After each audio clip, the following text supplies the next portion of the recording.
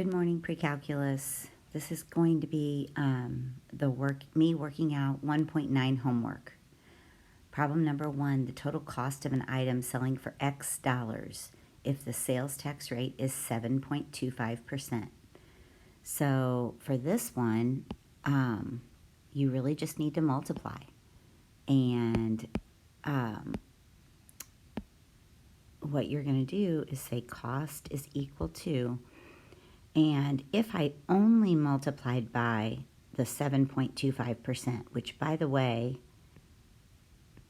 you would not use the percentage number. You would move the decimal place 2 places to the left and then take off the percent sign, because remember, percent means out of 100. So if percent means out of 100, then you're going to move that over 2 decimal places. You're going to put a 0 in there, and you're actually talking about 0.0725. If I only took 0.0725 and multiplied it by my price, that would give me the tax alone. That would not give me the cost of the item. So what we're going to do is we're going to add basically 100%. We're going to include the price of the item by putting a 1 in front of that percentage. So when we multiply by 1.0725, it should be the price of the item plus the tax. So this is a quick way to get your cost for the item instead of trying to multiply by 0.0725 and then add your tax. If you did that, just to show you, here's your cost of your item plus the tax. Isn't this like 1x plus 0.0725x? And wouldn't you add those like terms and get 1.0725x? Yes, you should. So this is your simplified version. Number 2, the total cost is $8,200 increased by 6% plus $975 for each item produced. So total cost, so we're going to say cost equals. Now $8,200 increased by 6%, that means that you're going to multiply by 1.06. Okay, that's like a 6% sales tax. Plus $975 for each item produced. So if we called each item that was produced X, this would be 8,200 times 1.06 plus 9.75x. Number 3, this was the one where there was a mistake, so I'm going to put a little star by that. I'm going to put our missing piece in here right there. It should have said 80 pi. A right circular cylinder with height h and base r has a total surface area of 80 pi. So that is the total surface area. Square inches. Express the volume of the cylinder as a function of the radius. So I'm just going to draw a cylinder here. And we know the height is h. We know that the radius on the bases is r. So the surface area, if I was trying to calculate the surface area, I would say, well, I've got these 2 bases that I need to remember, okay? Those are both circles. So 2 pi r squared plus, and then if I took this and I just sliced it right there and opened it up, it would be a rectangle. And this part up here is equivalent to this right here. That is the circumference, 2 pi r, of your circle. If you sliced it on the side, the height would be the height of that rectangle. So I'm going to say plus, and then this would be just length times width. 2 pi r times the height. That's going to be your surface area. And so this is all in terms of r, except for right here it has an h, right? So we almost have it, but then they were asking us to write the volume in terms of r. Well, the volume is area of the base times the height. This is all in terms of r, except for right there. So what we can do, and I'm writing big, so I'm going to have to make this smaller, but we can take our surface area equation that we know is 80 pi. So 80 pi is 2 pi r squared plus 2 pi r h, and we can solve for h. So if we have 80 pi, we're going to subtract that 2 pi r squared from both sides. That gives us that. And then we're going to divide by 2 pi r on both sides. I'm going to go ahead and just divide it. You know, you could divide the whole thing by that, or you can divide each term by that. And this, my pi's cancel. I've got 40 over r minus my 2's cancel, my pi's cancel. One of my r's cancels. Minus r equals h. So what I can do to my volume equation then is say, okay, if everything needs to be in terms of r, I'm going to put my equivalency for h in over here, okay? And then we're going to simplify it. I'm going to come back over here. I'm going to put the thing here. Excuse me. We have 40 pi r, because look, if I'm distributing here, this r cancels with one of these, okay? So 40 pi r minus, and then if I distribute here, pi r cubed.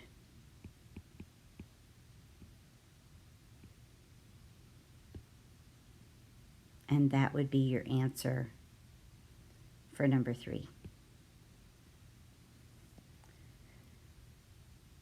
So number 4, rectangle with base and height, with base x and height y.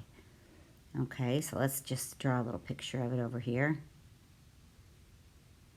Base x and height y. There it's a picture of it. Has a perimeter of 150. So the perimeter of that rectangle is 150 feet. So I know that by the definition of a rectangle, if this side is x, then this other side is x. If this side is y, this other side is y. And so,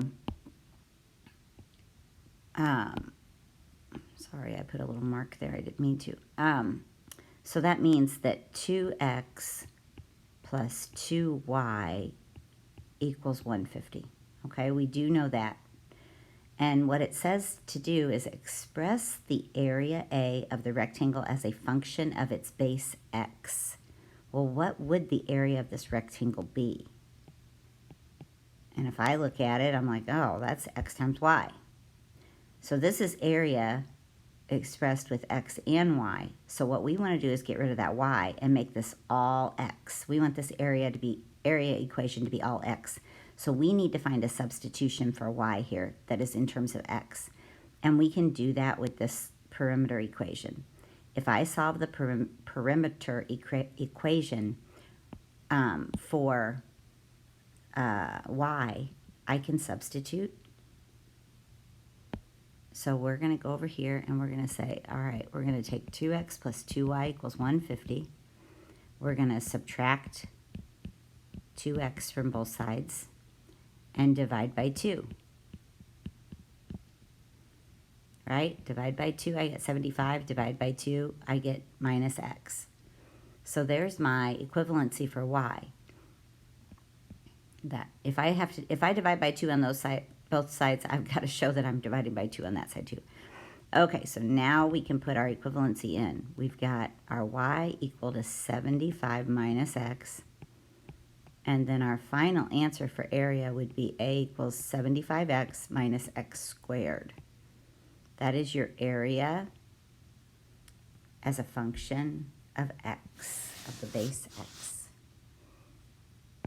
Okay, number 5, we were told we could skip. If you want me to do that problem, you're going to have to email me. I don't mind doing it. I have it on my paper, but I guess I could show you what the answer is. You should have gotten D equals the square root of 10 minus 6x, and your domain negative 1 to 1. your range 2 to 4. If you want me to work that problem, I can, but we're going to skip it for this one. We're also skipping number 6. If you wanted to check your answer, square root of 10 miles per hour, which is approximately 3.162 miles per hour. But now we get to number 7. It says, Rachel has 3,000 feet of fencing to enclose a rectangular field for her horses. One side of the field lies along the river, so only 3 sides require fence material. So I'm going to draw a picture. Here's my river, and this is what the fencing is going to look like. She's going to make a rectangular fence. And it says, express the area A of the rectangle as a function of the width, x. Well, I'm going to call this x, okay? I'm going to call that the width. And then I'm going to call these 2 sides over here y, okay? And we only need this much fencing. So the fencing required would be x plus 2y. And she says she has 3,000 feet of fencing. So we want that to equal 3,000.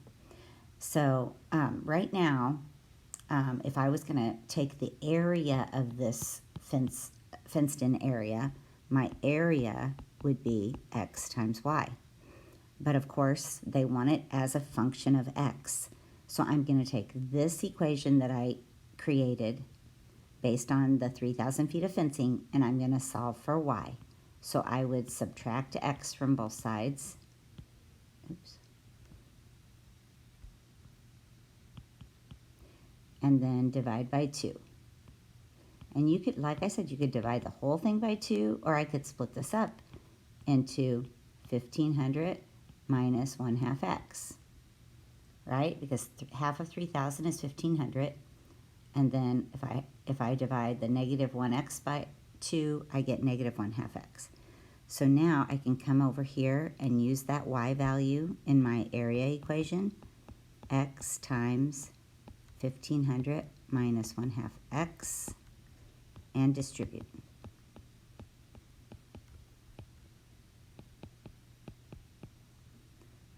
And there is my area in terms of the width of the rectangle x. What is the domain of A? Okay, well, let's think about that. X could be, like 1. What would the y have to be? Well, it'd have to be like 2,000, or no, half of 2,999. But as you can see, if we're talking about what x could be, x could really lie anywhere between 0 and 3,000, because you could make this very, very narrow and long, or you could make it any size you want. But technically, the domain is about 0 to 3,000, okay? Use a graphing utility to find the value of x that produces the largest area. So what we are going to do is we're going to take this equation right here, and we're going to put it in our calculator, and we're going to find the maximum. Now, it's very important when you put it into your graphing calculator that you set your x min.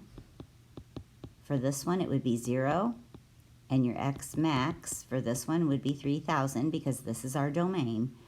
And then we're going to hit zoom 0, okay? That is zoom fit.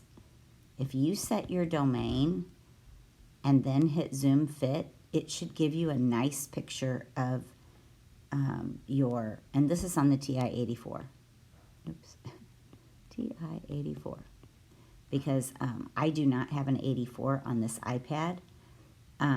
But if you, like I said, put this in Y1, this equation that I starred in Y1, then go to your X min, make it 0. That's in the window button. If you hit the window button, X min to 0, X max to 3,000, then hit zoom 0, which is zoom fit, and it will give you a nice picture of exactly what you want. I think it looks something like that. And then you want to calculate the maximum. So after that, you would say second trace for calculate, and then I think it's number 4 is the maximum. And it asks you, do you want to be to the left of it? And you move your cursor over to the left of your maximum. And then it says to the right, and you go over and move your cursor over here to the right of your maximum. So this one's to the left of your maximum, this one's to the right of your maximum, and then you just hit enter. It says guess, just hit enter. If you've done the left and the right, you don't need to do anything else. And it will give you an X value of 1500.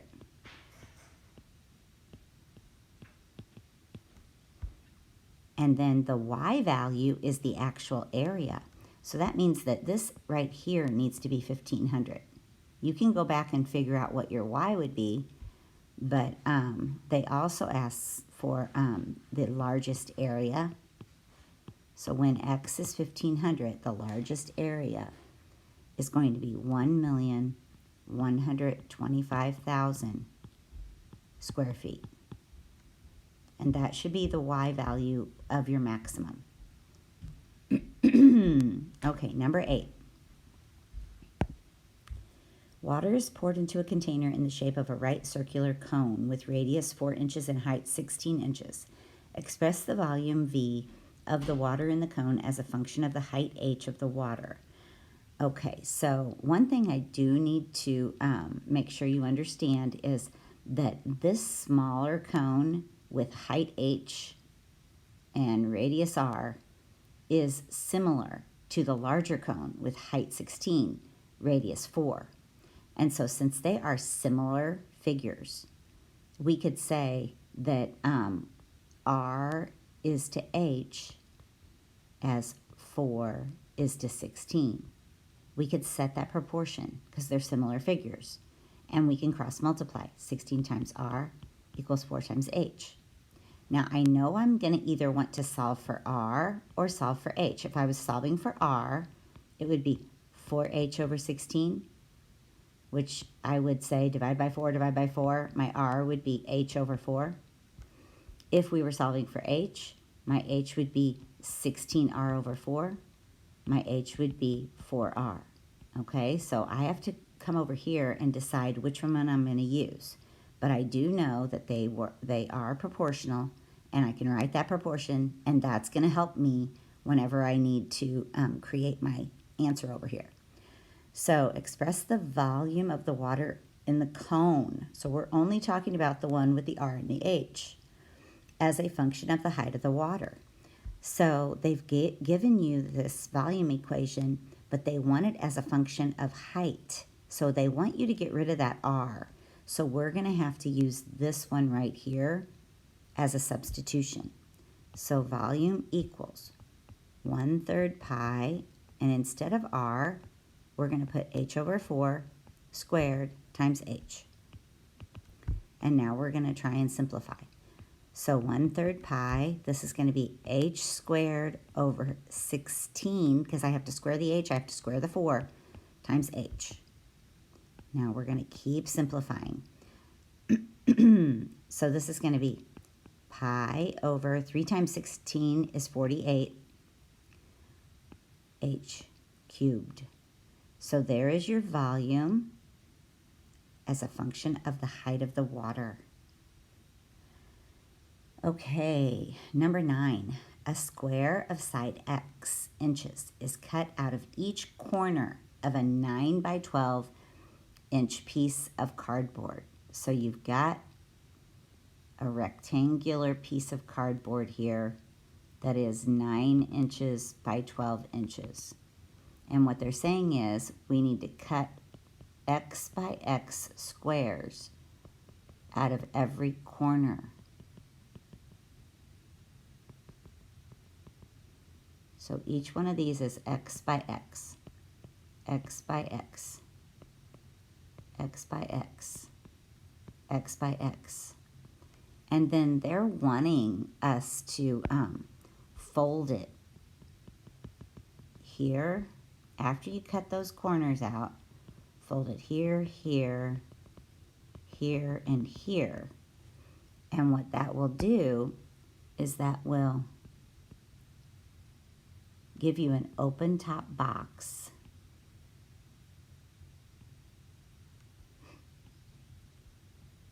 like that, that has a volume. Since I folded those up, this right here, the height of it would be X. Now, since this whole thing was 9, and then I took those 2 x's out, this is going to be 9 minus 2x. And this whole thing was 12, but then I took those 2 x's out, so this is going to be 12 minus 2x. So if I wanted to find the volume as a function of x, it's going to be length times width times height, right? So x times 9 minus 2x times 12 minus 2x is going to be the volume of that open top box. And then state the domain. Well, think about your domain is what can your x's be? So if you think about it, I mean, just for instance, what if x were 3? Okay, so you'd have 3 on this side that you're taking out 3 by 3. You're taking out a 3 by 3.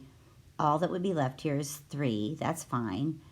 Here you'd have 6 left. So this would end up being a 3 by 6 by x box, right? But I think the point I'm trying to make is, could I cut a 5 by 5 out? Look at this 9. Could I cut 5 out on this side and 5 out on this side? No. I can only cut out what is half of my smallest side. So my smallest side is 9. Half of that is 4.5. So my domain for this is going to be 0 to 4.5. And I don't know if you realize that up here I put equal to. I mean, you could make it equal to. I could make this one equal to. Okay? It doesn't, I mean, it's not going to kill the problem or whatever. But I would accept, in interval notation, you could say, oh, okay, there's my domain. Or you could say, there's my domain. Either one is fine. I don't care. It's like, semantics that actually you couldn't have 0 and actually you couldn't have 4.5. That's fine. But if you wanted to make it that, that's fine. All right, so part C. Graph the function v to find the maximum volume of the box. Okay, so this is where we are going to our TI-84 again, graphing calculator. And in Y1, you're going to put your x times 9 minus 2x times 12 minus 2x. That's going to be in your Y1. And then you're going to go to window, and you're going to set your x min to 0 and your x max to 4.5. And then you're going to hit zoom 0, which is zoom fit. And it should give you a nice picture of this function in the appropriate window. So in that window, it goes up and then it goes down. So again, you want to calculate this maximum. And so you're going to hit second trace. That gives you calculate. And you're going to hit number 4, maximum. And it says left, I don't know what it says, left something. And you're going to position your cursor to the left of this maximum. So if that's your maximum, you're going to position it to the left, and then you're going to hit enter. And then it's going to say, what about the right bound? And you're going to position it over here to the right of your maximum and hit enter. And then it's going to say guess. If you wanted to, you could put your cursor right here where you think it's going to be, or you could just hit enter. And when you do that, it should give you 1.697 as your x value. And so you're going to say for this one, x equals 1.697 inches. And then the y value of this function is your maximum volume. So the maximum volume, when you're looking at that maximum, you should look at your y, and it should give you 81.872, and that would be cubic inches. That is the max volume if you cut 1.697 by 1.697 inch squares out of every corner. That produces a box of maximum volume. Okay. Number 10, we said you could skip. If you tried number 10, you should have gotten y equals 0.609x minus 0.180. And if you use that model to predict the force necessary to compress the spring 9 centimeters, remember that this y value was your length of the compression in centimeters, and this x was the force in pounds. So if we wanted to compress it 9 centimeters, we would have put 9 in for y and solved for x. And so you should have gotten an x of 15.074, which means that many pounds of pressure had to be applied to move that spring 9 centimeters. Okay, number 11. We had to do number 11. So the price P and the quantity sold X of a certain product obey the demand equation. P equals negative 1/5 X plus 150 for X between 0 and 800. Express the revenue as a function of X. Remember, revenue is the price of the quantity times the number sold. So if this is the quantity sold and this is the price, this is the revenue, right? So R of X equals, we've got X times, and then our negative 1/5 X plus 150. So let's go ahead and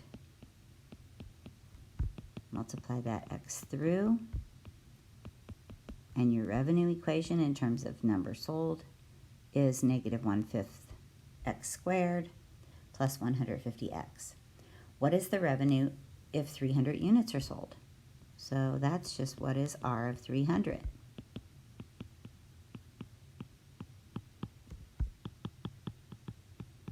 So we're putting 300 in here and putting it in your calculator, calculating that value. Your revenue would be $27,000. Remember, revenue is before you've paid costs. So revenue is not profit.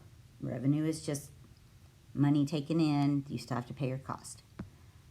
Graph the revenue equation and what quantity X maximizes revenue. So we're going to graph it just like I've asked you to graph the others in the TI-84.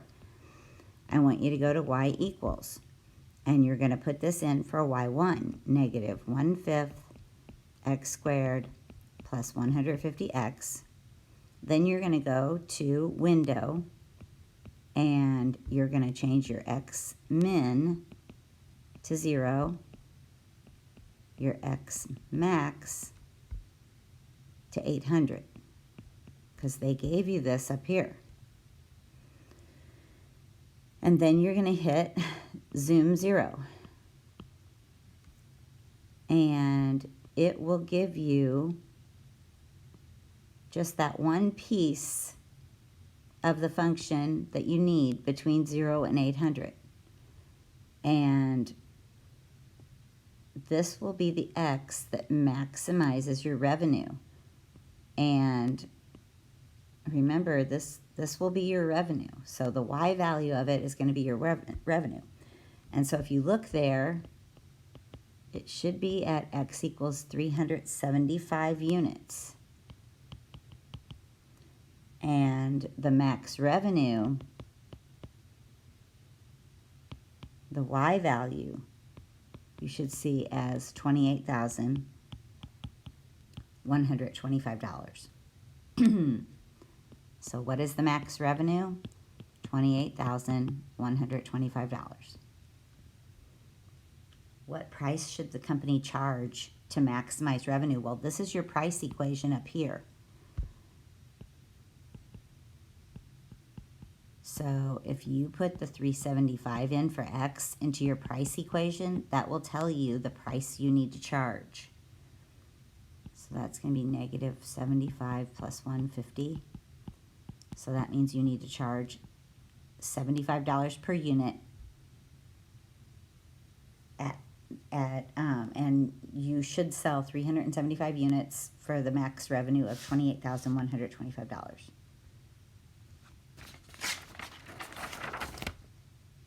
Okay. Number 12.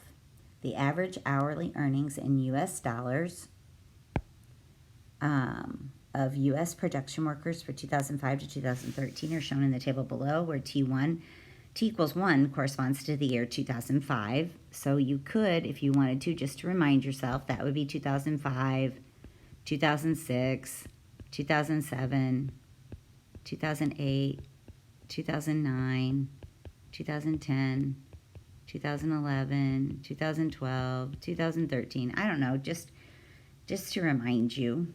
And it says find a linear regression equation, round coefficients to the nearest 0.001. So in your TI, which again, I'm sorry, but I don't have my TI on this iPad, or I would show it to you. I want you to go to Stat, and then number 1, Edit,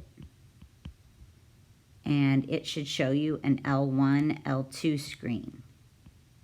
If for some reason you don't have one of these is missing, you're going to have to just clear out your calculator, because I have never been able to find, like sometimes one of these just disappears and it seems like your calculator's kind of messed up, and you just have to like redo the whole, like reboot it, clear the memory. Okay, so just clear the RAM, and then when you turn it back on and go to Stat, number 1 for Edit, it'll be back. If you have numbers in it right now and you want to take them out, you can go up and highlight this and then hit Clear and Enter. So the Clear button and then the Enter button, and it clears it out. And then you can go up and highlight this one and hit Clear and Enter. And then you can start fresh.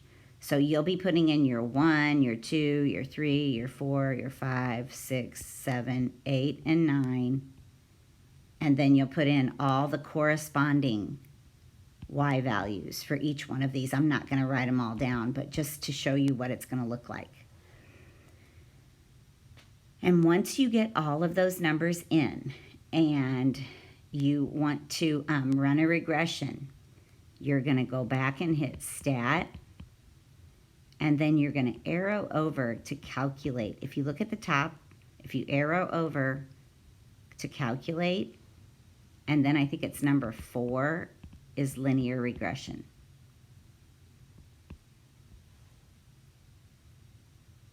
And you want to make sure it says L1 and L2 for your 2 data points. I like to put my, where it says store equation, I like to put it in my Y1, because then if I want to calculate something using my linear regression, I can use the Y1 button to calculate it. And it's already in there. I don't have to take it and put it in. It has already stored it in there. So under store equation, you want to put Y1 here.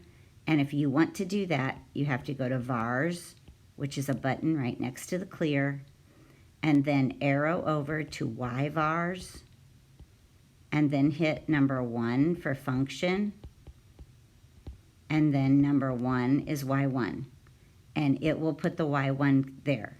And then you just want to go down and calculate. And once you calculate, you should get Y equals 0.5 515x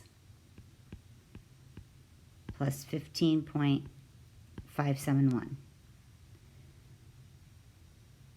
And then it says find a quadratic regression. So you want to go back to stat.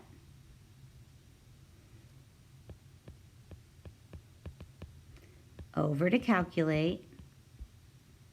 And this time, I think it's number 5, quadratic regression. I don't remember what number it is. I don't have my calculator right in front of me. But you want to make sure L1, L2. This time I want you to store it, store the equation in Y2. Okay, so to do that, you're going to hit vars. You're going to arrow over to Y vars. You're going to hit number 1 for function, and then number 2 for Y2. And that'll put a Y2 in there. And then just go to calculate. And the quadratic regression you should get, Y equals negative 0.029x squared plus 0.813x plus 15.009. And then it says use both curves to predict the hourly earnings for 2016. So now that you have them both in Y1 and Y2, if you hit the Y equals button on your calculator, you should see that in Y1 you've got your linear, and in Y2 you've got your quadratic. They should already be there. So think about what 2016 is. 9 is 2013. So 10 is going to be 2014. 11 is going to be 2015. 12 is going to be 2016. So what I want you to do is do second. I can't remember what that button is, but basically it's giving you table set. I think it's second window is table set. And I want you to put in 12 and to go by ones. Just change the top one to 12, the next one to 1. Then I want you to hit second, another button. I'm going to have to go find my calculator. Second, another button, and this is going to give you table. I think it's second graph. Gives you table. And you can look when your X is 12 what your Y1 and Y2 are. So it says use both tables. Or I'm sorry, both curves. Well, here's your linear curve in Y1 and your quadratic curve in Y2. And they want the hourly. So I'm going to go ahead and your linear should have been 21.75 and your quadratic should have been 20.54. So since it's saying use both curves, we're going to say linear. When X is 12, which it corresponds to 2016, Y is 2175. Quadratic, when X is 12, Y is 2054.